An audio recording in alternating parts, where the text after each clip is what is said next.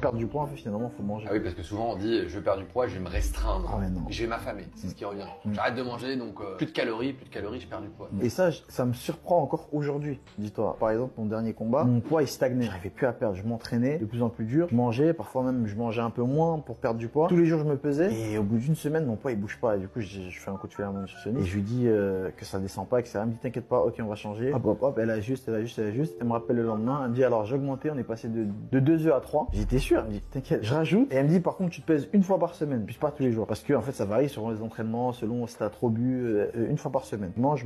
Et au bout d'une semaine, j'ai perdu du poids. Je me suis dit mais c'est incroyable, j'ai perdu du poids en mangeant plus. Et aujourd'hui encore ça me surprend alors que je le savais déjà avant. Que le fait de se restreindre, le corps il active une sorte de protection qui fait que on perd plus de poids, il stocke. Instinctivement on se dit pour perdre il faut pas manger, alors que non. Très intéressante la vidéo. Pour le coup, là, je la partage parce que c'est ce que je dis depuis des années.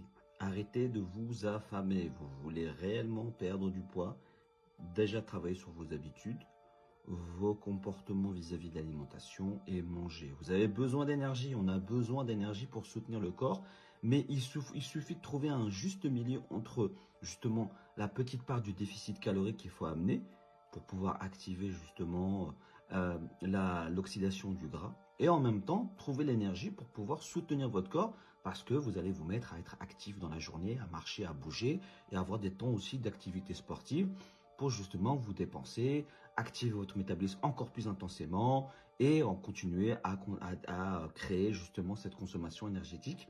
Donc voilà, l'alimentation, c'est l'énergie de votre corps pour pouvoir durer et pouvoir éviter aussi les phases de craquage parce que quand vous vous affamez, vous avez des envies de craquer plus parce que en fait, vous êtes dans la restriction et votre corps, lui, il a besoin d'énergie. Il a besoin d'énergie pour fonctionner au niveau du cerveau, au niveau des organes, au niveau de tout.